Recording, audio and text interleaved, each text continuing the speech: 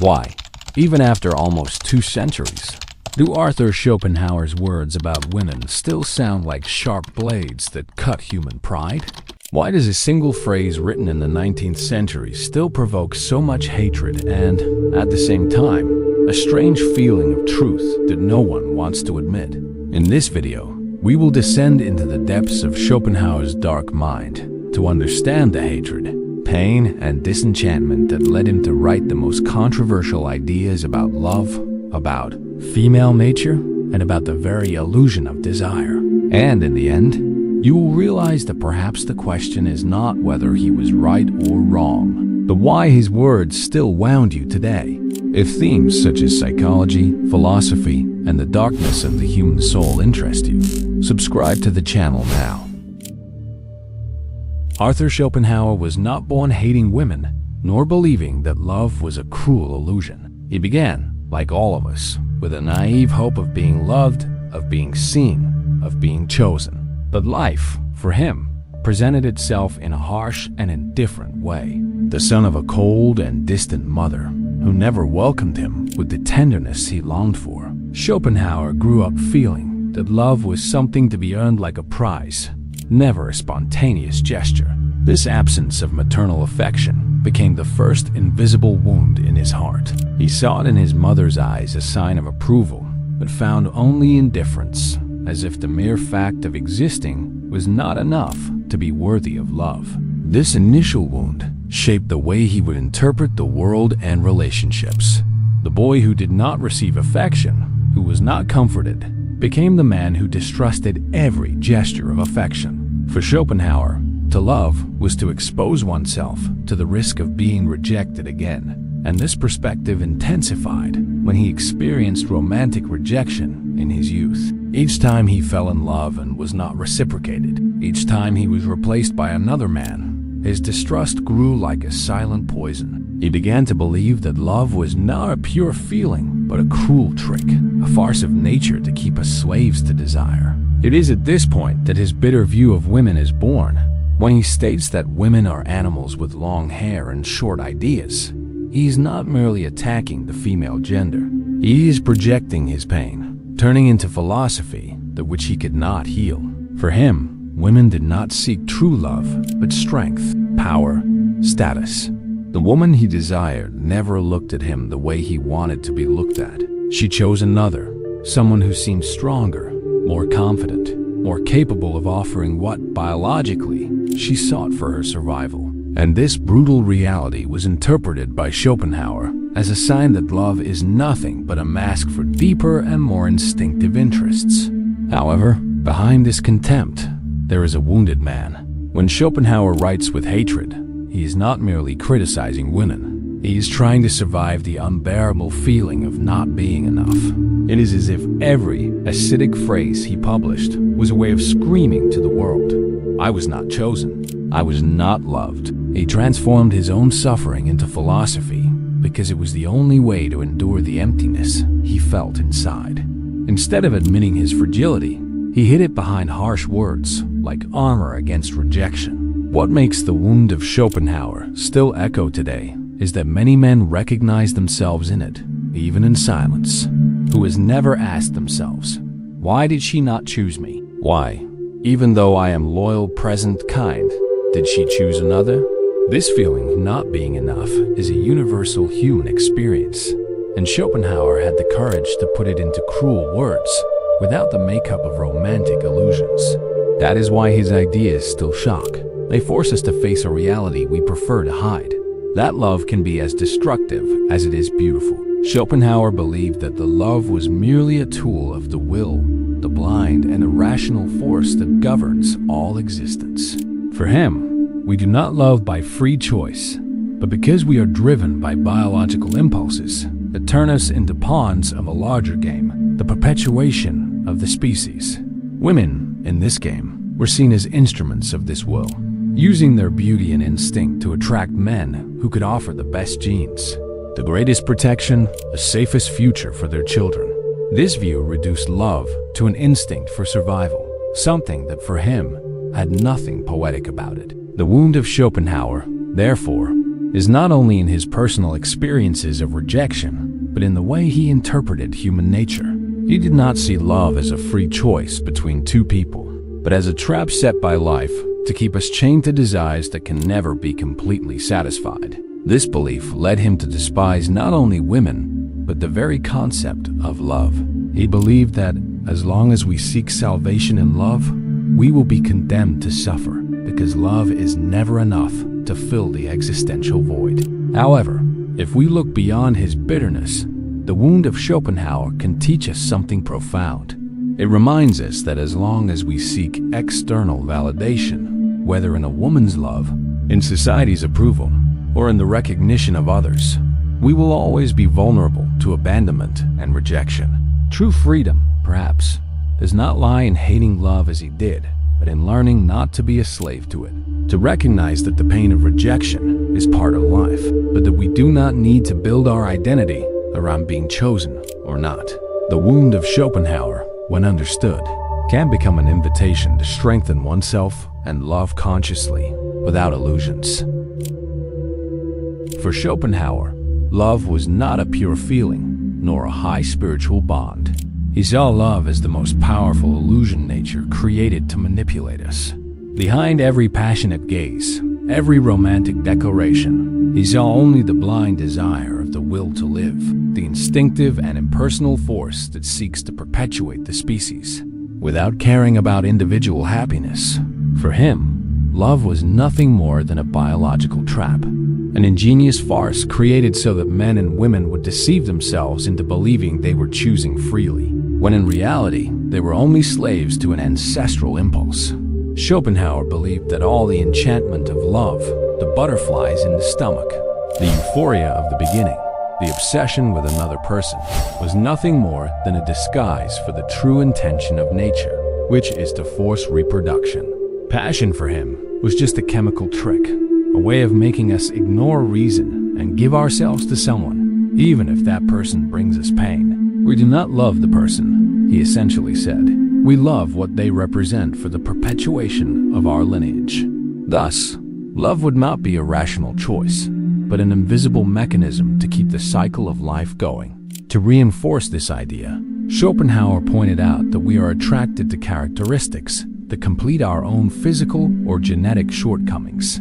For example, someone with weak traits may fall in love with someone with strong traits, unconsciously seeking to compensate for their deficiencies. Nature, according to him, guides our instincts to form better genetic combinations, even if these choices do not make us happy. This is one of the reasons why many people fall in love with partners who make them suffer, but from whom they cannot walk away. Biology speaks louder than reason. This perspective is brutal because it destroys the romantic view of love as something eternal or sublime. For Schopenhauer, love was an unconscious contract signed with blood that ends as soon as nature achieves its goal, procreation. When that happens, the illusion falls apart, and people discover that the intense passion was not true love, but merely a hormonal storm. This is the origin of so many relationships that begin in flames and end in coldness.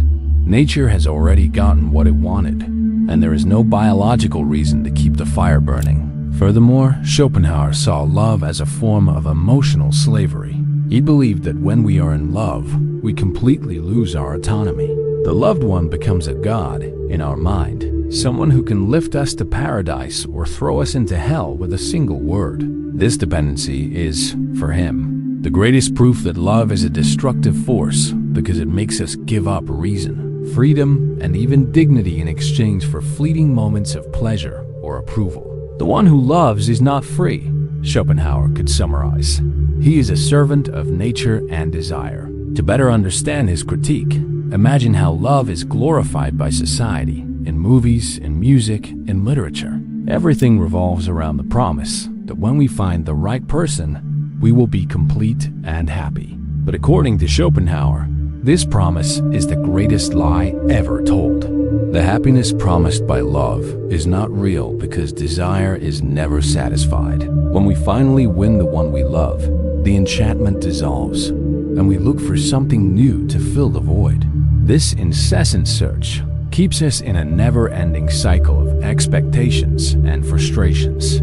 Schopenhauer saw this cycle as a form of torture. We love because we want to possess, but once we possess, we feel bored or trapped.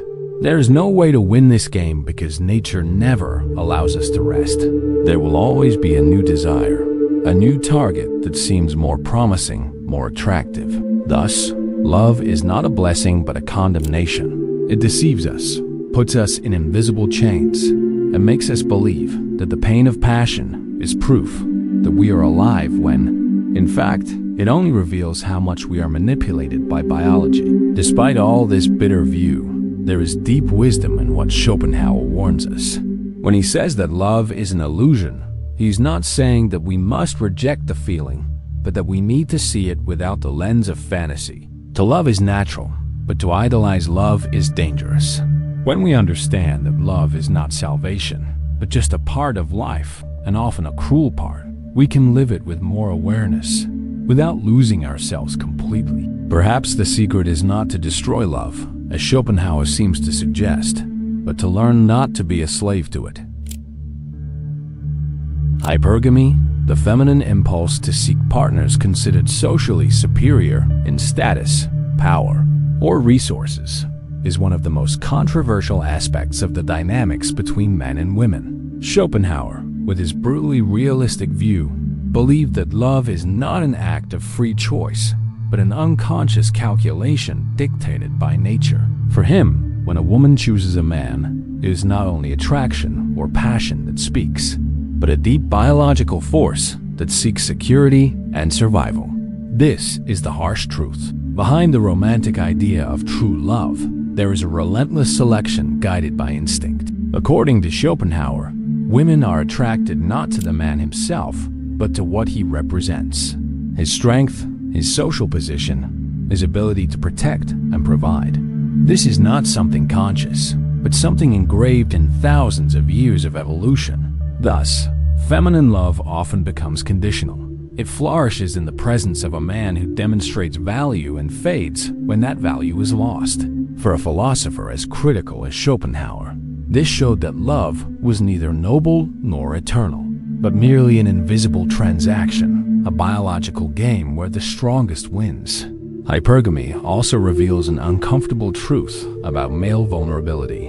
While many men seek love as a way to complete their lives, women, according to Schopenhauer, see love as a survival strategy. This creates an imbalance.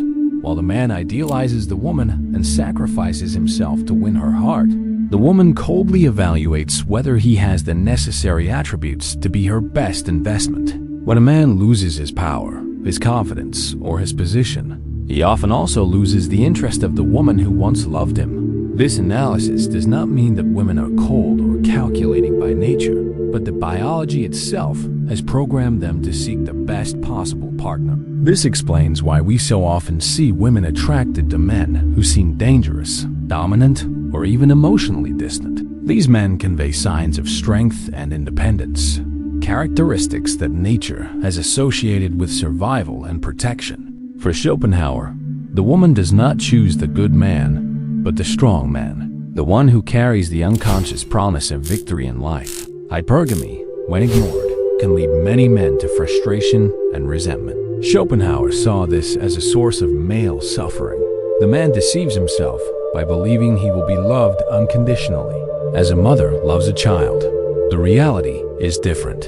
Adult love, most of the time, is conditioned by value. The man who does not develop his inner strength, his ambition, and his individuality will hardly maintain feminine desire in the long term. This is the cruel part of the equation. The woman does not love the man as he is, but what he represents. To deal with this truth, Schopenhauer would suggest something close to emotional detachment. The man who wishes to be free cannot place his self-esteem in the hands of feminine love. He must understand that attraction is not a matter of morality or fairness, but of nature. This does not mean becoming cold or misogynistic, but learning to play the game consciously.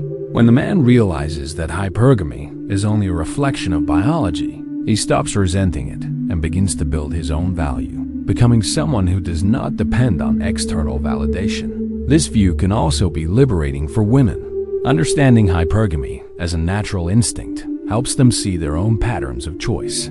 How many times does a woman reject a good man because she feels he does not have enough strength? How many times is she attracted to men who make her suffer because they seem more valuable? By realizing this, a woman can transcend instinct and make more conscious choices without being a slave to biological impulses. This is part of the path of individuation, as Jung would say. The harsh truth of hypergamy is that love, most of the time, is not a pure feeling but an exchange of invisible values. This view, although harsh, does not need to be seen as pessimistic. It can be used as a call for transformation. When a man understands that he must become someone strong, not just because of women but for himself, he transcends the game. He becomes the type of man who does not need to beg for love because he has already built such great inner value that the world, and even nature, recognizes it. For Schopenhauer, woman was not only an enigma, but also an obstacle to the full realization of the man who desires to be free. He believed that love is, in fact, a trap of nature to ensure the continuity of the species. And that man, when lost in feminine desire, sacrifices his freedom and individuality. According to him, woman represents the force of life, the current of willing, which drags man into the endless cycle of procreation, struggle, and pain. This is why the philosophers saw love as a dangerous illusion. It bewitches, blinds, and makes man abdicate his greater destiny. Nietzsche, on the other hand, saw woman as a challenge, a force that tests the will of man. For him, woman was something to be conquered, but never in the sense of submission, rather in the sense of a psychological battlefield. The man who lets himself be captured by woman loses his greatness, while the one who remains firm, strong, and creative in her presence rises. Nietzsche even says that man must be trained for war and woman for the rest of the warrior, not as a misogynistic statement, but as a metaphor for the eternal struggle between male freedom and the seductions that divert him from his path. Both Schopenhauer and Nietzsche warn of the danger of idealizing woman. When a man projects all his happiness onto her, he becomes a slave to that image. He loses himself, lives to please, and abandons his own construction of power. This is the prison from which the free spirit must escape. The man who seeks to be complete in himself cannot depend on feminine approval to feel valuable. He must become the center of his own universe, a creator of meaning and not a follower of someone else's will.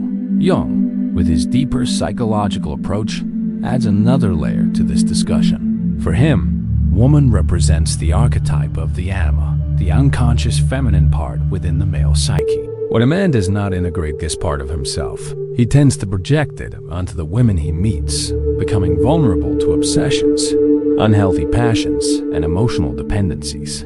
Thus, woman becomes a mirror of his own shadows and weaknesses. The true free spirit, according to Jung, is the one who recognizes the anima, integrates it, and stops seeking outside what needs to be resolved within. The man who does not master his nature is like a ship adrift, guided by the winds of emotions. Schopenhauer saw a woman as an irresistible force because she represents the very will to live, while the man who seeks freedom wants, in a way, to transcend this will. To achieve this transcendence, it is necessary to resist the enchantment of desire and learn to see love disillusioned, not as an end in itself, but as a temporary illusion. This is the first step to not becoming a slave to attraction and to keeping a clear mind in the face of nature's subtle manipulations. Nietzsche reinforces this idea by speaking of the higher man. He is not the one who despises woman, but the one who does not allow himself to be dominated by her. He recognizes the power that the feminine exerts, but does not surrender. He loves creatively, not destructively. He uses the relationship as a field of growth and not as an emotional hole where he loses his strength. The weak man seeks in woman a meaning for his life. The strong man already has a meaning of his own, and therefore is not manipulated by neediness. Jung would complete this vision by saying that by confronting the feminine archetype within himself, man gains immense power. He stops looking for a mother in women, stops being dependent on their approval, and finally becomes whole. This does not mean rejecting love or relationships, but relating consciously, knowing the true value is not in being desired, but in becoming desirable for who you are. Woman, in this sense, ceases to be an obstacle and becomes an ally only when man has already conquered himself. Woman, therefore, is both a trial and an opportunity. For Schopenhauer, she was the danger that enslaves. For Nietzsche, the force that tests the greatness of man. For Jung, the mirror of the hidden parts of the male soul. The free spirit, then, neither allows himself to be dominated nor rejects the feminine, but learns to see it as part of the game of existence. He loves without losing himself, desires without imprisoning himself, and, above all, builds his inner freedom before anything else.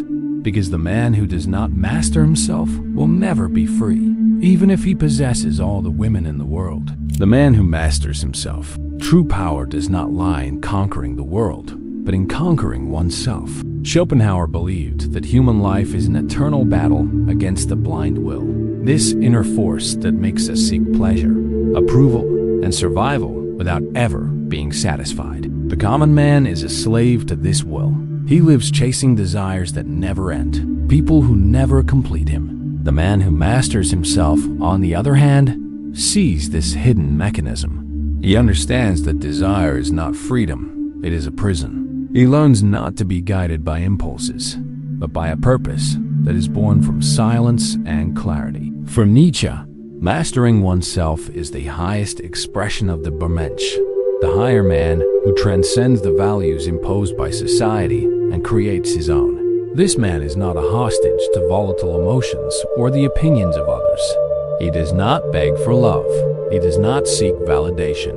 He is enough for himself. His strength lies in turning pain into power, facing solitude without breaking, and not losing himself in the illusions of a comfortable life. He does not live to please anyone. He lives to become who he truly is.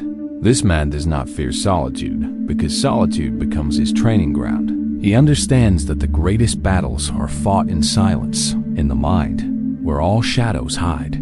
While the weak run to superficial pleasures, to alcohol, to empty relationships, the man who masters himself faces pain head-on. He knows that pain is the key to transformation. Every wound is a door to freedom if you have the courage to go through it. He does not want just to live. He wants to surpass himself.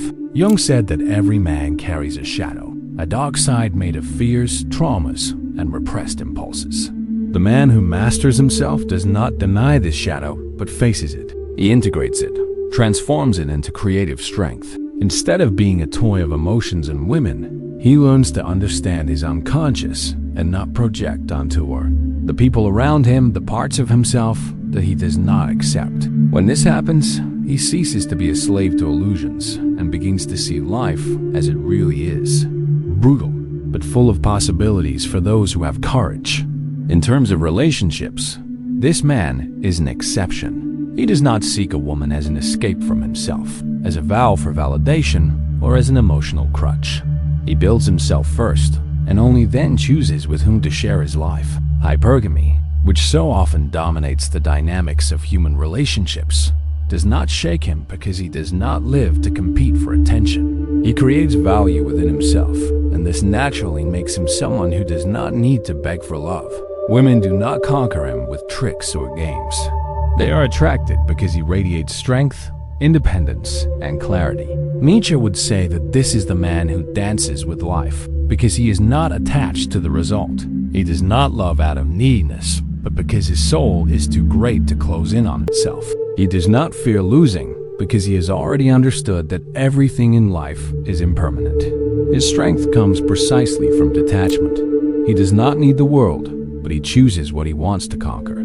He does not bow to anyone, but he also does not need to prove anything to anyone. Schopenhauer believed that happiness is a myth, and perhaps he was right. The man who masters himself does not seek to be happy, he seeks to be free. He's not controlled by his desires, nor by the constant need for pleasure.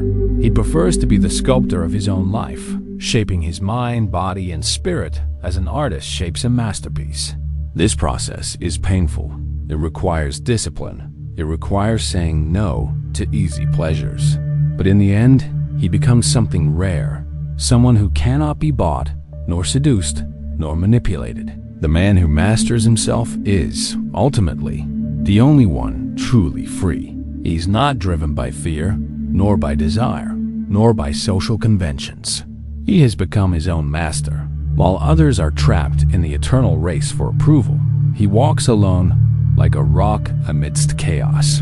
And it is precisely for this reason that he is so feared, so admired, and so misunderstood. Because deep down he has become what everyone wants to be, but almost no one has the courage to achieve. Someone who not only lives, but governs himself. Love, for most people, is not freedom. It is a prison. Not because the feeling itself is evil, but because it is contaminated by a desperate need for possession, control, and validation. People do not love to unite, but to fill an inner void they do not know how to face. And it is at this point that love becomes an invisible chain, suffocating the soul that should be free. True freedom only begins when you understand that no one is responsible for your completeness, neither woman, nor man, nor any relationship. Schopenhauer saw love as a disguise for the blind will to live, a trap of nature to perpetuate the species. That is why he believed passion is one of the greatest sources of human suffering. We suffer because we want to trap the other, because we confuse desire with affection, and because we believe that without that someone, we have no value. Freedom beyond love begins exactly here, when you realize you do not need anyone to feel whole. When you understand that true love is not about possessing, but about sharing. Nietzsche was even harsher.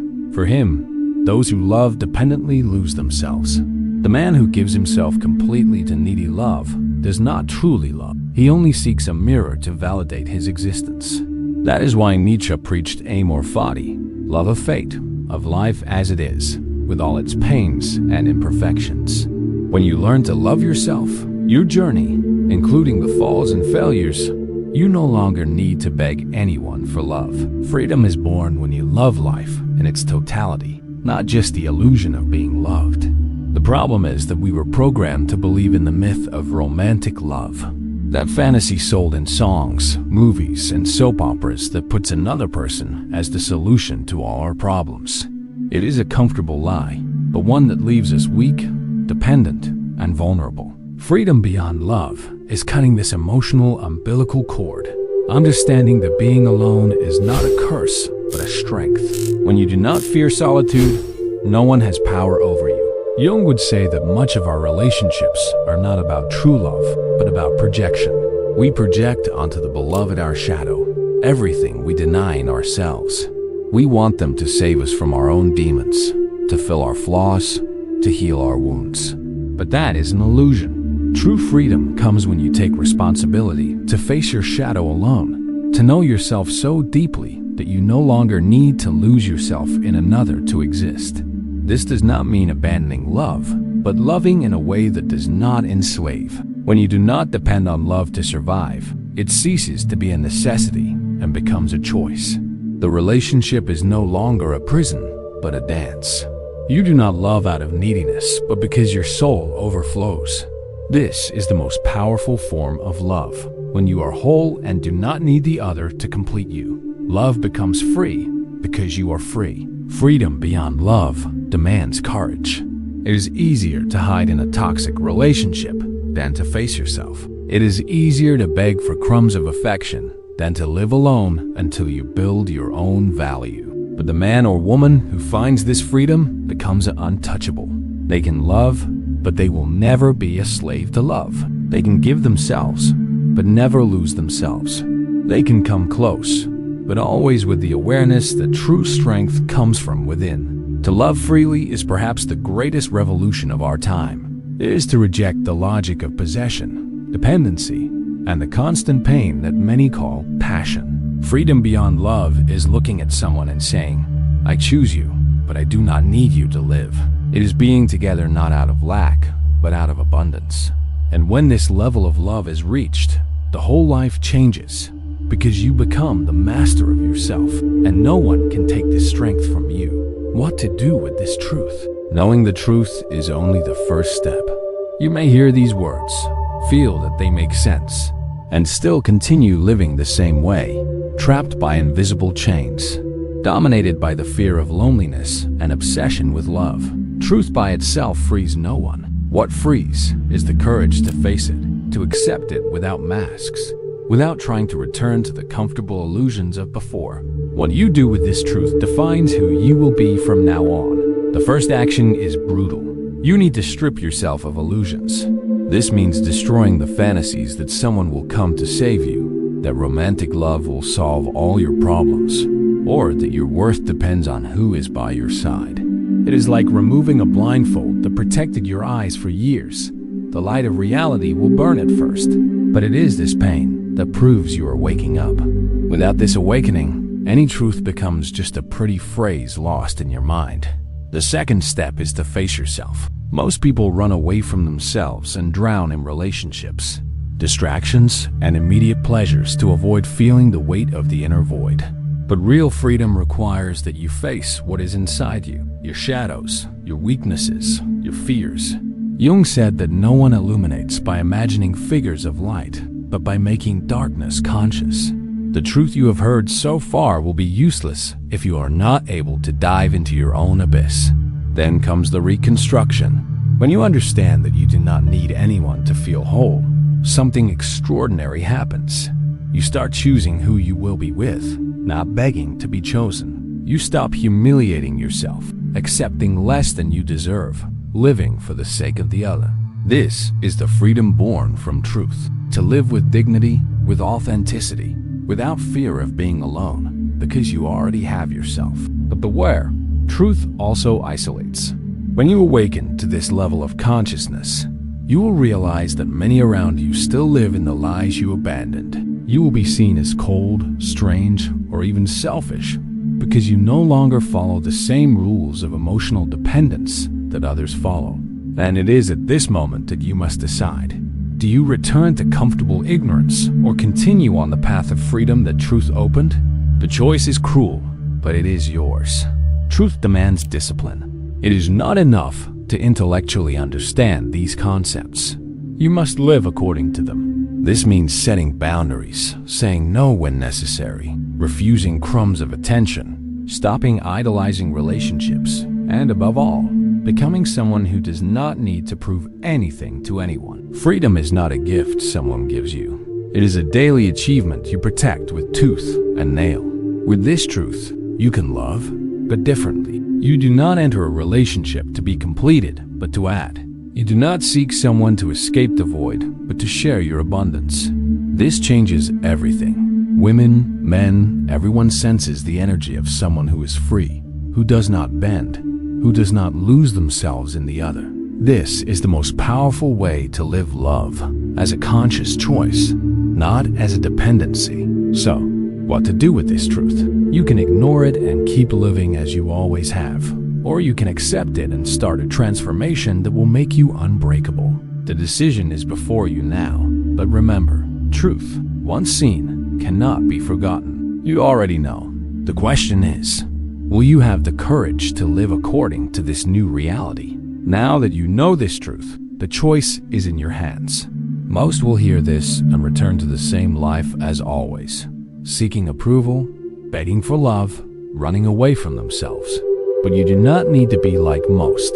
If something inside you awakens hearing these words, subscribe to the channel now. Here, we cut lies at the root and reveal what no one dares to say.